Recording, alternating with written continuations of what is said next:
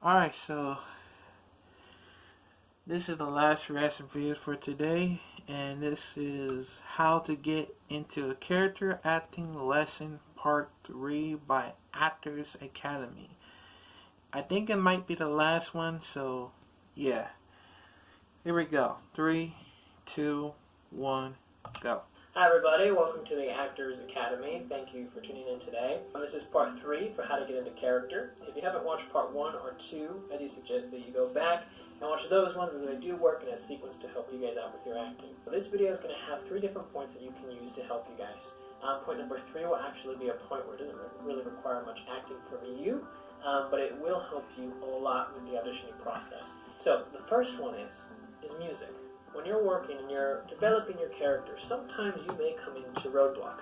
I know when I'm working, sometimes there may be a character or a scene, and for whatever reason, I'm just not able to get it. It could be the scene itself, it could be the whole script, it could be something I'm not understanding, but for whatever reason, this character is tricky. One of the tools that I have that I'll use is music. And what I do is I try to find a song that relates and fits this character. If I can find a song and say, okay, this song here completely fits the character, I will then use that song as a tool to help me get into that character.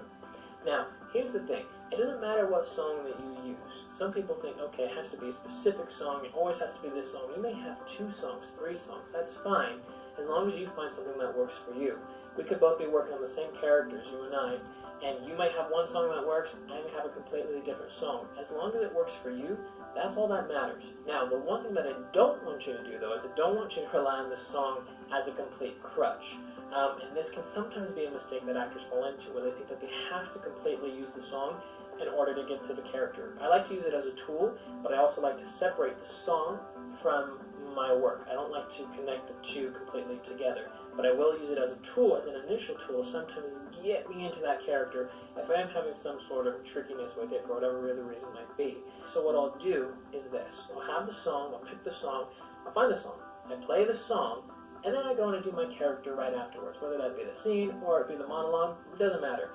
Then I might do it again. I'll play the song, do the scene, do the monologue, do it again, scene, song, monologue. What I'll start to do, though, is I'll start to separate myself from the song. So I'll play the song, then I'll wait 5 minutes, then I'll go do the scene and do the character. Because the song is supposed to be a tool to kind of help me get into character, but it's not something I should be using while I'm doing the scene. Sometimes actors will play the song while they're actually doing the scene, and you can do that, but you want to be very careful to not rely on that. If you're doing that, only do it once or twice, but you're going to find a really big difference when the song stops, because the song adds a little bit of an element to the scene that you're just not going to naturally have, because you can't go into the audition and play a song. It's just not going to work. They're not going to let you do that. But what I do try to do is separate myself. So I'll have that 5 minutes, then maybe it's 10 minutes, and then I'll start to have it maybe 15 minutes, and then from there I can just play the song, and I can get into the character. Or sometimes I'll just be able to hear the song in my head, and then get into the character. But again, I try to use it as a complete tool only. Another thing you can do with it is while you're driving up to the audition, I might play the song in the car. You can use that. Play the song in the car as you're driving up to your audition. Once, though, I get into the audition room, then the song stays in the car. It doesn't come with me into the audition. Maybe I'll think about it, but I'm not going to play it while I'm there. I like to have 2 different modes. I have my mode when I'm driving up, and then when I'm on the audition, it's a little bit different. There, I'm just ready to go and do my work. I'm not going to be thinking about or playing the song. If you choose to do that, you can. That's up to you. But from my perspective, what I choose to do is not play it while I'm in the audition room. But again, if that works for you and you find that that's what you need, that's completely okay. But from my perspective, what I use is I try to separate the song from me and not have it be a crutch that I heavily rely on. Point number 2. So this is something that I actually don't use very much at all, but a lot of actors do use this. Viola Davis being one of these actresses that does. But for this point here, it is a point that a lot of actors like, and I have used it before in the past once or twice, but I don't usually use it that much. Doesn't mean I won't ever use it again in the future. I may, but for what I actually use, it's not something that I commonly use at all. But this point is writing out your whole character's backstory, their beliefs, what they're like. Basically, you're writing out everything about your character. Usually people like to do it by hand. They think they learn the best that way about their characters, but you can also type it too. It depends what works for you as the actor.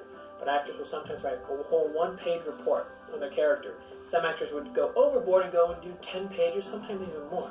If it works for you, though, if you find as an actor this tool works for you, writing out your character's backstory and writing out what your character loves and likes and what your character's future is, then that's fine if it works for you. find what works for you as an actor. But I'm just telling you, this is what people use as a tool. 10 pages I think is a little overboard, but sometimes people like that. I know an actor who does do it with 10 pages and they love it. I know an actor who's also a director, and they make all their actors do this, writing 3 to 5 page reports on their characters.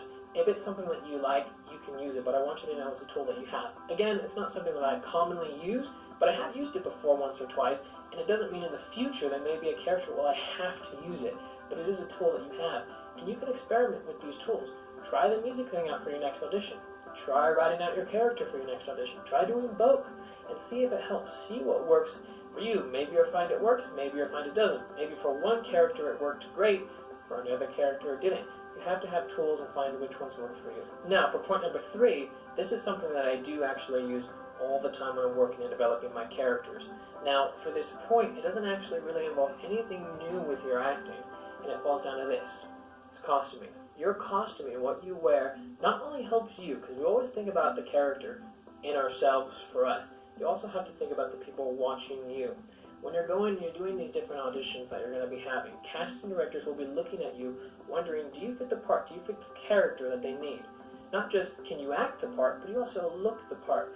When you're wearing costuming, you're not only helping yourself feel it and seem like the character, but you're helping the people watching you also think, hey, you know what, this guy actually could be the character. For example, I had an audition the other day where I had to play this rock star sort of guy.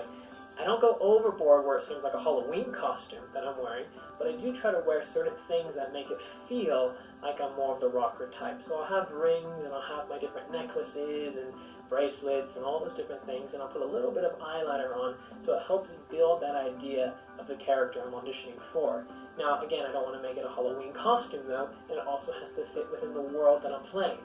If I'm trying to play this character, and I'm dressing up more as the rocker type, great. But now say the same character, I come in in sweatpants, and I come in like I'm about to go for a run, it's not going to work. The look that I'm bringing forward doesn't match up with the character. So it will help them, as the viewer, look at you better, and your acting will naturally appear better just because you seem like you fit the character more. Also, the way that it helps you is that when you're wearing these costumes, it also starts to make you a little bit, just a little bit, feel a little bit more like the character. Even if it's just by a percent, that percent can sometimes be the percent that you need. So for example, if I have to play a character who's lazy, who's a bum, who doesn't do anything all day long, well then if I wear something, if I picture what a bum would look like, and I wear that type of outfit, it makes me feel a little bit more like the character. It makes my acting a little bit better, and also it makes it better for the people observing me as well. If I have to play someone who's more on the business savvy side, well, I have to wear something that makes me feel a little bit more like it. Again, I don't try to go overboard where it's a Halloween costume, but I do try to add certain elements. Maybe it's a shirt, maybe it's a shoe, maybe it's a necklace, a bracelet, maybe it's multiple things. But I do try to use costuming a lot in every single audition that I'm going for, because it does help build that character a little bit more, and it helps the people watching us see us as the character too. So I hope this helps you guys. Make sure you guys subscribe to the channel so you'll be up to date with everything. Give this video a thumbs up if it helped you. Also, I'll be leaving the 10-hour acting masterclass down in the description below and also in the comment section. It takes about 2 minutes to sign up, and I'll also be leaving down the 10 acting resume templates as well. Alrighty, see you guys next time. Bye guys.